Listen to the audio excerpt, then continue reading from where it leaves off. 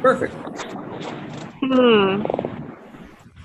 It's very yellow in here. The lights. It's very, I'm very tan, and we got yellow and blue. So we got a colorful thing going. You turn on supplemental lighting for wintertime, the darkness. Yeah, so we're recording? Yeah, we're recording. Hello. Hi there. Cool. So, I'm Matthew. All right, well, do you, how do you want to Getting a little bit slow video from you, but I think that might just be me. So, It's slow for me too. okay. So, real fast round of introductions. Hi, I'm Matthew, Vice President of No Borders, and I'm really excited to hear what you have to share today. Amanda? And I'm Amanda, member of Large. I'm also excited.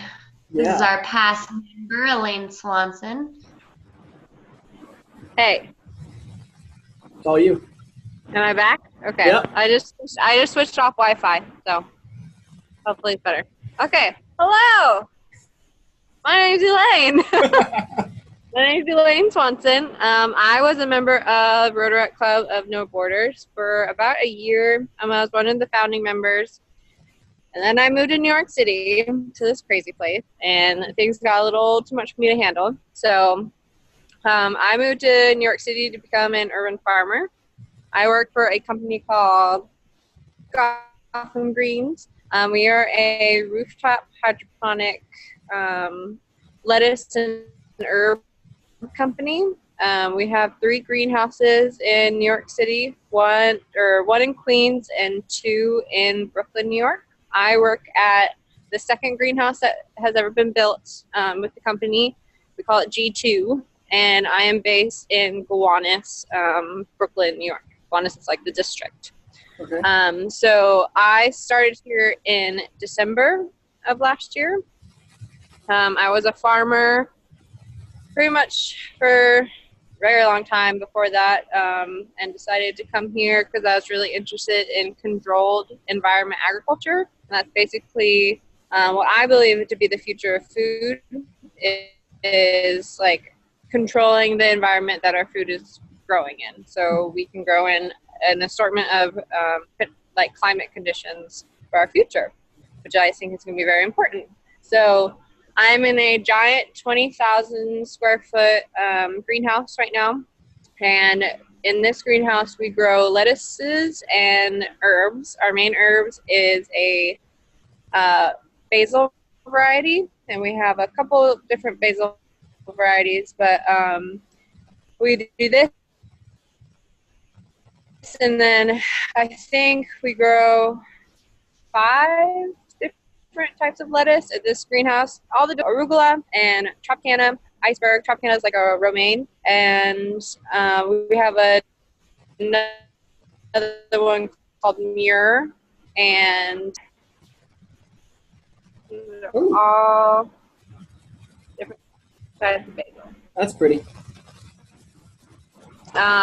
So what's really interesting about this company and the way that we grow things is that so there's no soil in this facility at all. One of the reasons is that the soil we have would be too heavy to be on a roof. Okay. So the roof would, instead filter our nutrients, our plant food, through a water system. And so all of our plant foods from their water source. So, and then we have different life cycles for every crop that we grow. But this specific greenhouse grows about 3 million heads of lettuce a year. So it is and the amount of water that we save compared to traditional field farming is significant. We use about 10 times less the amount of water, because all of everything we do is very specific. So with like field farming, you'll see them, spraying their sprinklers out. A lot of that water is getting evaporated into the air. A lot of it's getting lost. a lot of it doesn't get to the actual root system, which is what you intend to water when you do field farming. It just gets all over the plant. So this is very intentional, and everything that we do is geared towards sustainability and water efficiency. So 3 million pounds of lettuce? 3 million heads of lettuce. Heads of lettuce. Yeah, I don't really know the weight of that, but. So how much lettuce does Brooklyn use? Does all of Brooklyn use? Yeah, I'm just curious. I am not sure. Okay, no, it's a localized impact kind of a thing. Where does most of your lettuce go? Sorry? Where does most of your lettuce go? So this greenhouse is on top of a Whole Foods grocery store. Oh, cool. So one of our clients is Whole Foods. They're also one of our landlord at this specific greenhouse. So we have a partnership with Whole Foods. We also sell to Target. We sell with a couple local grocery stores. There's a grocery store chain called Key Foods here in Brooklyn. We sell to them. There's another called Fairway. Our things about our company is that we call ourselves hyper local. So we really only sell within the New York City limits. Okay. Yeah. So none of our stuff is being transported across the United States, and So your G2 greenhouse there, it's on top of a Whole Foods. Where are the other two greenhouses? G2 Brooklyn is on top of a old wood carpentry facility, like a woodworking factory. Well, not a factory. There are a bunch of different businesses there, and their main thing that they do is woodworking. And then the third one is in Queens on top of an old toy factory. This toy factory was the ones that produce the Rubik's Cube. Fun fact. Wow. Yeah, that one is larger than this one. And then our largest one is called G4, and that's in Pullman, Chicago, just outside of outside of Chicago. And that, I don't really know what building that's on top of, but that G4 is the largest rooftop farm in America. Yeah. So, yeah, and then I have worked at G1, the first greenhouse, a couple times, but my main one is this one. Have you worked at all of them, just visited them, or? I have not been to the Chicago one. I would like to, but I just haven't gone out there. But I have been to G3, which is in Jamaica, Queens. It's incredible. Yeah. It's a really big system over there. But yeah, I have a crew of about 5 people. I'm the manager at this one. I have a crew of about 5 people. And we all have a really big interest in horticulture and botany and gardening. And so it's a really interesting, being a farmer in New York City is a really cool experience. And you get to meet a lot of really cool people are wait, you're what here? How far out do you travel? And no, I'm up. Yeah, up. Oh. Yeah, and we also create a lot of really cool products from what we grow. So we have the pesto line that we make really good classic pesto and vegan pesto, and then we're just gonna I think we're gonna be branching out into some other products. So that's really exciting for the company. It is exciting.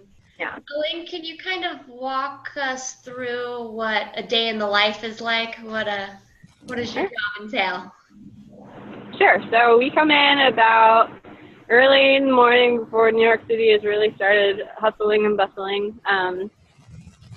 And one of the cool things about this farm is that everything we harvest in a day is packaged that day, the same, and then the drivers come at the end of the day and it gets shipped out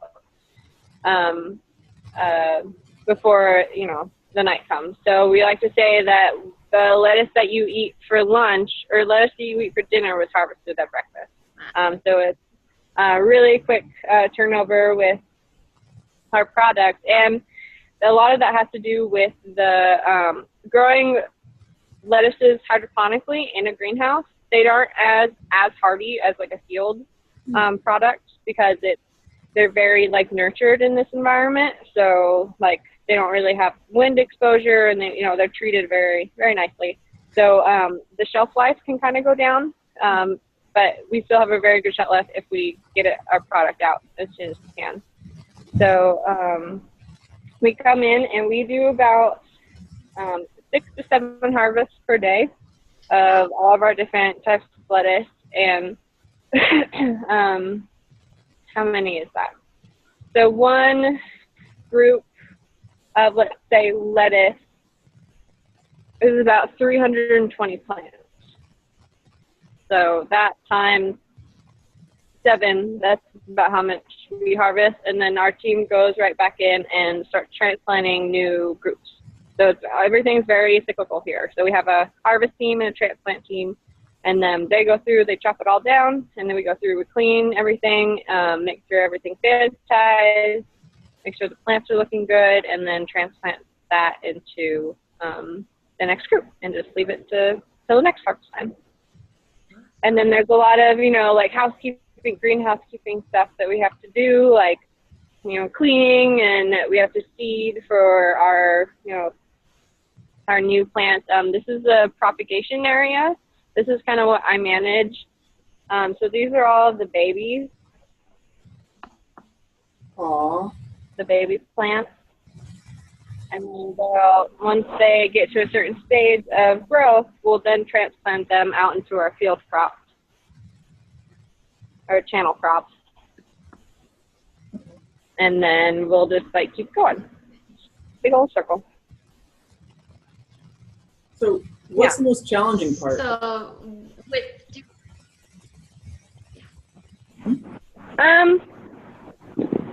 So we like to call it controlled environment agriculture, but we hope it's controlled. There are a lot of factors that go into, this is our arugula. Very nice. And you can see, like, this was just transplanted today, and so it'll grow to about this size, and then we'll harvest it. But a lot of the challenges that urban farmers face are pretty much the exact same that, you know, regular farmers do, is pest control management. There are always things that wanting to eat our delicious products. There's a lot of it's pest. A lot of it's the pest management. We do a really cool thing at this company called integrated pest management. So we don't use pesticides, like harmful pesticides, on any of our products. We do this thing, it's kind of like bug warfare. So we release like the bugs that are carnivorous, and they eat the bugs that are herbivores. So they kind of do a lot of the grunt work for us. And we do things like lacewings. If you know what lacewings are, we spread lacewing larvae around. We spread mites that eat other mites. It's really interesting. So you grow your own bugs too? Sorry? You grow your own bugs as well to fight the pests? What bugs? Do you grow your own pests? Oh, no, we don't grow our own bugs. Sorry. No, we buy those. I think it would be really fun to grow, like, have a ladybug farm someday, but that's in the future. Because our main pests are aphids, which is, you know, pretty common. And ladybugs love aphids. So. And then other stuff is just, one of the other issues we have is, since there is no soil in this facility, all of our nutrients for our plants goes through our watering system. And so getting the recipe of like what the plants exactly need, like for the different crops, because they're all different, you know, they all eat different things. Mm-hmm. So getting exactly right is a lot of like scientific factors, and sometimes we won't get results back in time and stuff like that. So giving the plants exactly what they want and need is challenging. Kind of trying to talk to something that gets back. Do you find when doing it hydroponically, does it affect the time frame of their life cycle compared to? Yeah, so we can grow things very rapidly compared to like field farming. That's kind of why, another reason why this company is hydroponic is pretty high. We can turn a crop around in about like 40 days. Yeah. So, and we don't grow anything to a reproductive state. It's strictly vegetative. So nothing will like seed, or, we won't harvest any seeds or let anything go to flower. It's just the lettuce. So. So you say that this is when you're controlling the environment. So. You said that this is the future of farming. I think there are a lot of ways that we can go for sustainable farming. There is aquaponics. There's so many different types of ways you can grow food. There's aquaponics, there's vermiponics, hydroponics. And then in each of those categories, there's hundreds of ways to do them. So I do think field farming and like large scale acreage farms, that it's going to be really hard to maintain those, especially with future water shortages. One of the reasons, I was pretty much, when I graduated from Southern Oregon in 2013, I kind of went straight into like farming as a career. And I just knew that I wanted to do a lot of research in the ways we can do things better, because I saw a lot of challenges we're going to, and I was educating myself on kind of what we're going to have to face in the future. Yeah. Oh. That's a good segue for a question Patty wanted to ask, our president Patty, who couldn't be here with us. She asked if we could ask you. She says, I would love to learn how Elaine feels people could duplicate what she's doing in developing countries. Oh, yeah, that's a great thing. So on the scale that Gotham Greens, produces, like, check out this greenhouse. It is very large. It is huge. But hydroponics and aquaponics can be a very small scale project that you can have in your backyard. I think aquaponics, for places in developing countries that don't have access to the minerals and nutrients that we get delivered here for our large scale farm, aquaponics uses fish, and the fish waste that is produced that acts as a nutrient for food. It gets sent through a filtering system, and then, which can be like rock, sand, just a plethora of things. It filters that, and then it can actually act as a nutrient system for your plants. And especially in developing countries, they can then harvest the fish and harvest the vegetables to eat as well. So I think very small scale, like local projects, is definitely going to be a huge asset to us in the future, and in developing countries. And it also gives people a lot more pride and comfort knowing that they can actually take care of themselves, and they don't have to rely on all these different sources to, feed themselves. Right. Yeah. Do you think that there is a kit or a best practice set of tools that could be shipped to developing countries or developing towns so they could begin this process on their own? I haven't done any research in that. I'm sure there are some companies or some people out there that might have that in the works. I know that there was this one group of people, those shipment containers that you see on like trains and stuff like that. They were just sending those over to developing countries, and inside of it was a fully equipped controlled environment greenhouse. Oh, wow. And so people were able to start. I just heard about it. I'm not sure, like, all the. Do you know what they're called? Because that would be fascinating. I'd probably just Google shipment container greenhouse. Okay. That's kind of like the idea of shelter box too, but for a greenhouse. That's awesome. Yeah. But honestly, you can use garbage that, to start, you can use like milk containers, like old buckets. There's this one system of hydroponic called the Dutch bucket system, and it's literally just a big bucket and then these tiny like clay pebbles that you buy, and you can grow tomatoes, cucumbers, eggplants. You can grow all this stuff, anything that has like a really sizable vegetable that grows, so you don't want to like tip it over. These are in what we call channels. So since we're growing lettuces and stuff, it's not that heavy, so we can, keep it pretty stable until we need time to harvest.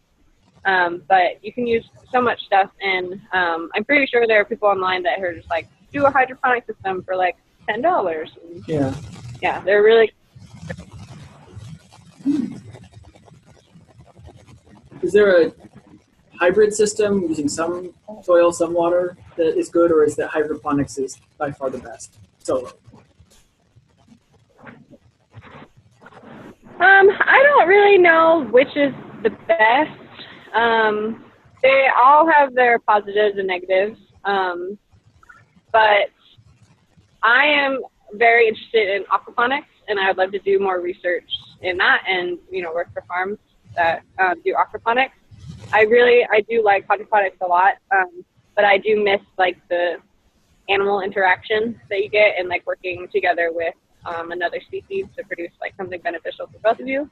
So I do want to do more research in that, but as for now, it's just I like hydroponics. Yeah.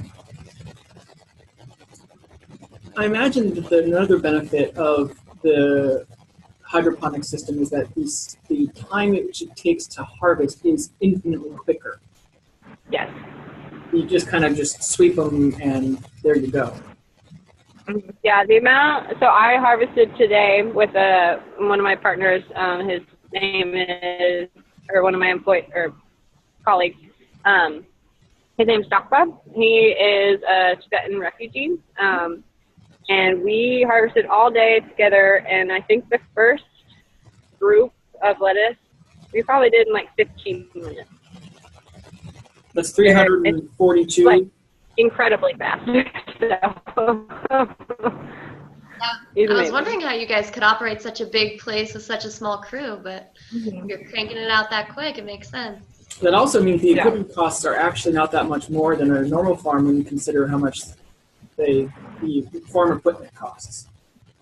Yeah.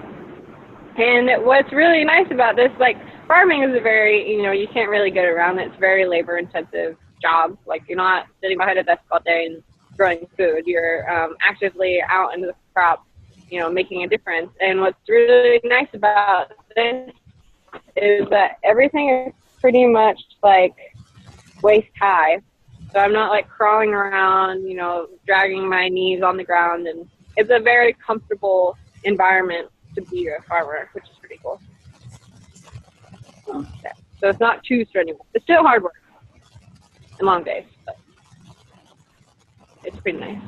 Yeah. What can we as consumers know to be better consumers? I think it's very important to know where your food comes from, and you need to have a really strong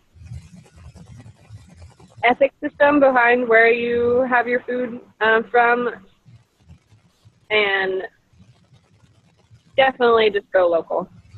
Try to eat seasonally. When you're not eating seasonally, stuff is getting shipped across the whole world just to get to your plate. So going to your local farmer's market is great because they grow what is in season. They grow in your area. And when you're buying food in the grocery store, look at all the ingredients. Know what, try to only buy food that you can pronounce the ingredients of. I think that's a really good rule. If you can't pronounce it, you probably shouldn't eat it because it's probably not natural. Major. It's like, oh yeah, that's just... So should we trust Whole Foods then? Sorry? What about Whole Foods? They're one of your clients. Yeah. I think a lot of the products that Whole Foods sells is awesome. And working right above it, I definitely go downstairs, and they do support fair trade. especially like coffee and chocolate and, you know, all those like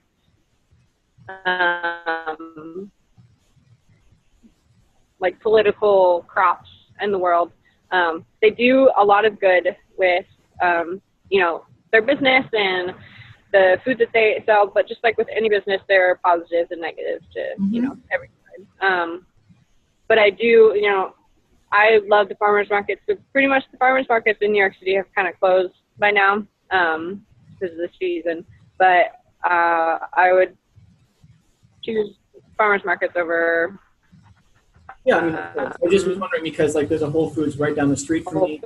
I'm in Seattle, so Amazon bought Whole Foods. So it's just a point of discussion right now. Yeah. So I haven't really noticed that much. I mean, other than Amazon products being sold downstairs, like right when you walk in the door, I haven't really noticed that much of a difference or that much of a change, to be honest. But you know, there's positives and negatives. They have really good food though, and I'm strictly plant-based, so I don't eat like meat or anything like that, and they have a ton of options for me, which is really nice. Yeah. This is a little bit off topic, but as purely plant-based, what are your dietary staples? So I pretty much try to eat the rainbow all the time. When I am, I really like, you know, everything. I'm a huge fan of vegetables. So, But like, do you use a lot of eggplant or beets or? Yeah. Oh, yes. All those. I pretty much eat, you know, the normal stuff like lasagna, pizza, burritos, you know, tacos, like all like the kind of normal cuisine you would think about. Plus, there's a really good Ethiopian restaurant here. They're all that stuff. It's just vegan versions of those. Yeah, that makes sense. Yeah. Spices, I think, Really. make it, right? Yeah, and especially living in New York City, like anywhere you go, any time of day, there is options, and they're all awesome. Yeah. So Expensive, but awesome. Right on.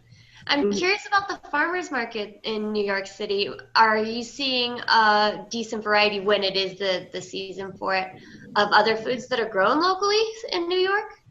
Yeah, so there are other farms in New York. There's this place called Brooklyn Grange. It's another rooftop farm, but they're soil farms. They're, I think, one of the largest soil rooftop farms in the United States.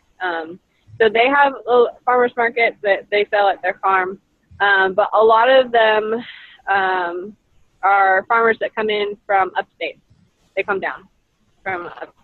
And I actually have one of my family members, relatives, like through marriage, are farmers upstate and have this place called, Tentilo Orchards and Farms. And they come down to New York City and sell their products in Manhattan. So it is a lot of people not based in New York City coming down to sell and then going back up. That's what I would imagine, yeah. That's cool, though. Yeah, but there are definitely, you know, like the Brooklyn Grange, and there's another place called Eagle Street Farm. That's another rooftop farm. Rooftop farms are pretty popular here because that's kind of all we have to work with. Right. Really. Yeah. So for our records, so that we have some things to refer to, are there good brochures, anything that has been written about your company, or anything else that you think we could put in a Dropbox file for current or future members? Sure. So we have an awesome website. You should check out the website. That'll give a lot more detail. We have a marketing department that runs our social media accounts. So we have Instagram, and I think we have a Twitter, a Facebook. Definitely give those a follow. We post like interesting stuff not only about our company but about the world of farming and hydroponics and a lot of what we think is the future as well. And then definitely just go into YouTube, type in hydroponics, and see what comes up. There's this really good channel. I can't remember the name of it right now, but I can share it to you later. And he goes around and tours all these different hydroponic farms all over the country. And really interesting show. And yeah. Okay, I'm going to invite everybody to the YouTube channel of the traveling hydroponics inspector. Yeah. Well, do you have any questions for us? We only have a few minutes left, so. Have you guys heard of hydroponics before? Yep. Yeah. I have. I'm not really familiar with aquaponics, though. At the co-op, we work with the Farming Fish, which is a local farm that does aquaponics, and that just sounds so cool to me. Yeah. Yeah, I really wanted to, one of my interests was to go to Hawaii, and aquaponics is really big there, and so I wanted to do some farming over there and check that out. I am curious in our last few minutes, Elaine, how this experience in New York is influencing your next step into the future and what that. Oh my goodness, that's awesome! Yeah, probably moving to New York City was the best decision I could make, professionally, and for my own personal interest. This place it's tough. It's exactly how they say. It's really expensive, and so you have to have a lot of grit. You got to be thrifty. You got to be smart. And so not only that, my personhood has changed just by moving here, but I have kind of blown through the world of urban farming and a whole different side of agriculture that I never really knew before. Before this, I was kind of just working on small, tiny farms. So I have really gotten interested in the science behind all of this stuff. Why does a plant grow? How come controlled environment agriculture?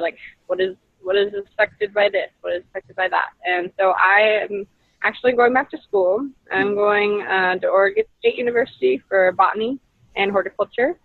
I am starting, hopefully, I should be back this week from them, winter. I'm going to be doing my post-baccalaureate. And I actually got accepted for an internship, as long as school goes well and everything, with NASA. Wow. In Florida, at the Kennedy Space Center. And I'm going to be working with the food production and plant research team down there, trialing different crops for growing on the International Space Station. So that's big. Yeah. Wow. Cool. So I'm really getting interested in. I really want to become a botanist and a greenhouse manager, and hopefully, working with NASA would be a wonderful end goal. But if that doesn't happen, then I'm sure I will do something else really fun and exciting. So we're going to have to hear from you again when you're at NASA too. Oh, yeah. Absolutely. I'll do another one of these. Yeah, and a tour there as well. But also, when you're going to be in the area, it sounds like there's enough people in the Northwest. We should definitely have a get-together of some kind. Yeah, that would be really fun. I'd love to see you all again. Definitely. And meet you in person. Perfect. All right. Well, thank you so much for taking the time and showing us the greenhouse. Totally. No, I'm so glad I got to come here and do it. It's much better than me just sitting and talking about it. Definitely. Okay. Yeah. Well, and anything else before I end things? Nope. Stephen wanted to say hi, Elaine. Hi, Steven. Miss you. All right. Thank you, everyone. Okay. All right. Bye. Thanks.